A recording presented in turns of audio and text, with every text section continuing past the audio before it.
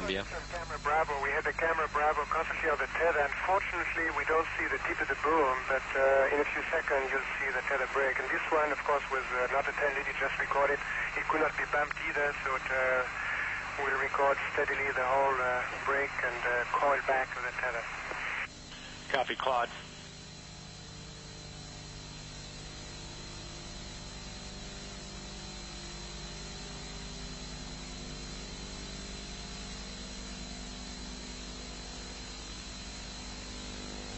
Go.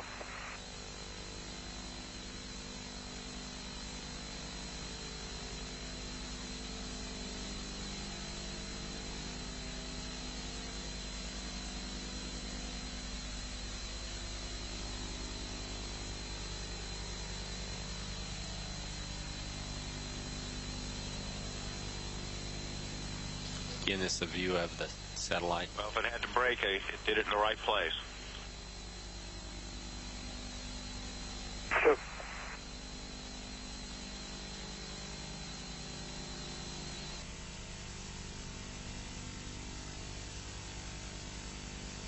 The left-hand corner there, straight as an arrow.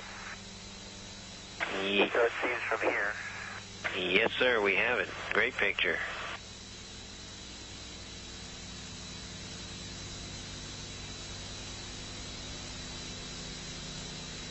It came and went pretty quick, but that was about as much as we have of it.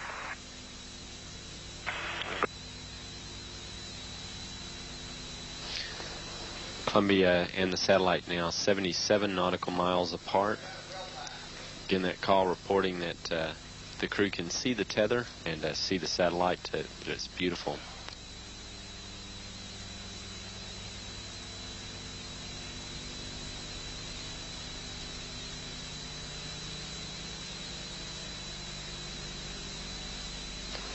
This view showing the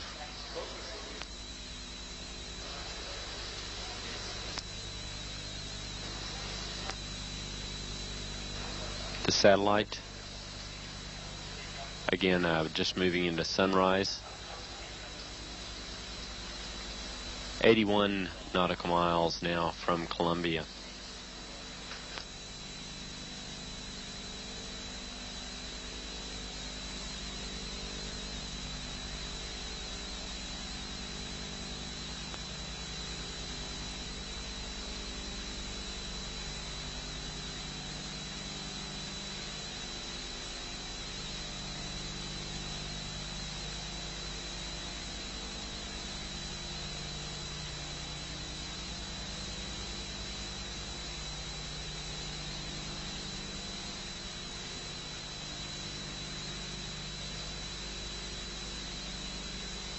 You guys getting the image?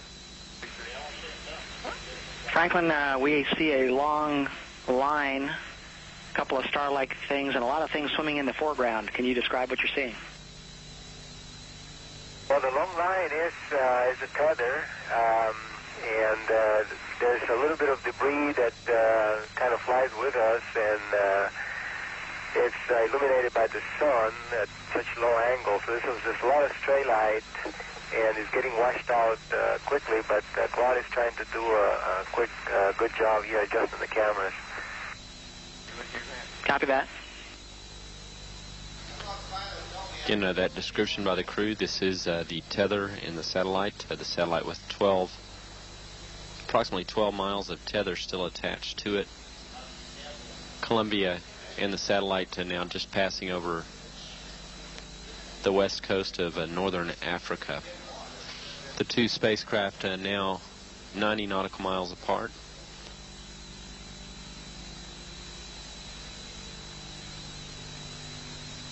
Controllers for the satellite did have communications with it during the close pass between Columbia and the satellite.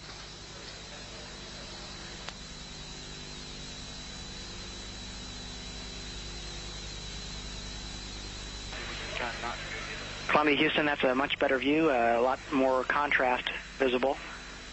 And how wide does that tether appear to be? It seems to resemble a much wider strand than we'd expect. Can you describe which way the satellite is visible on that strand?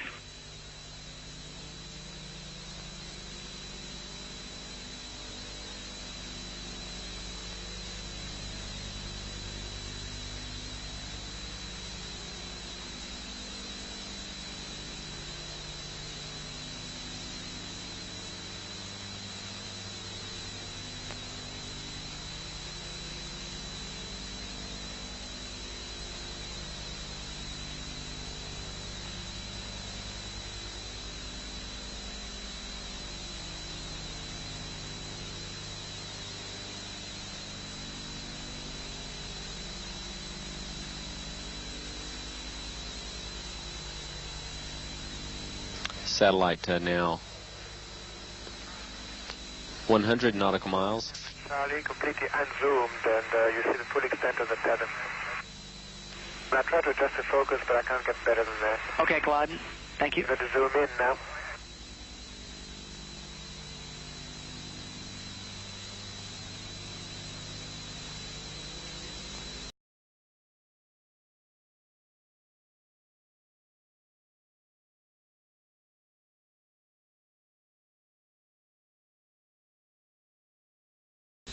Exactly what she's doing on the inside.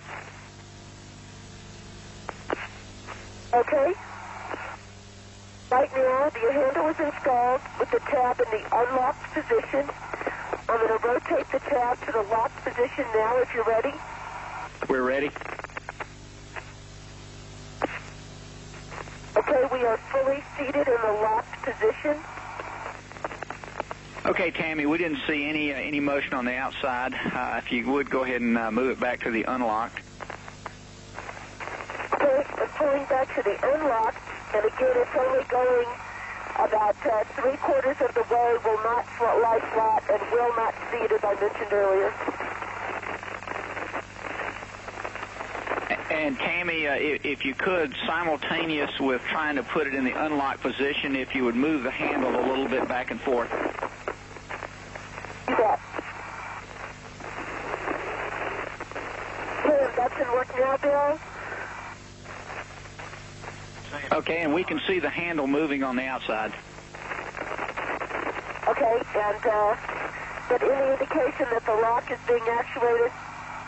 No, we can't see any indication of that, and it just may be.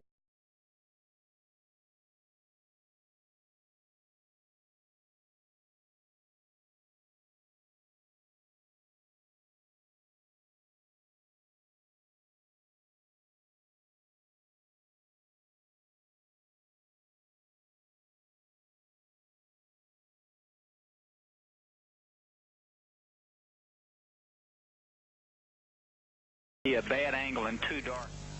Amidst the 2,500 hours of NASA footage recorded by Martin Stubbs, we have seen countless examples of the spheres, the first space phenomenon. But until now, few have ever come across, least of all seen described, what has been labelled the second space phenomenon.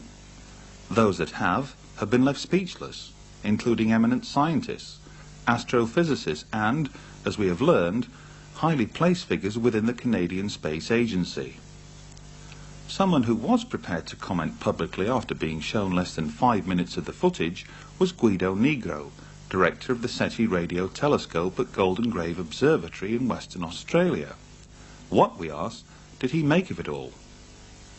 Well, I was very well impressed, and not only myself, also other people that were looking at. And because this time we are not talking about footage taken off from some home movie camera, but someone that actually was flying a space shuttle, so automatically that gave us the fact that the picture must have been real, genuine. Well, I was very well impressed. And maybe this will prove that there is something else that we are not aware of, at least usually. That if the footage that we saw comes to be true and really are showing an alien spacecraft or something like that, I say that if there is a cover-up, the people who are doing this cover-up are an enemy of entire Earth race, because we are not children, and we must know we must know the truth. It doesn't matter if there are people that are they don't know how to handle the truth. Well, the majority of us will, and if there is a cover-up, I think it's time that the cover-up goes.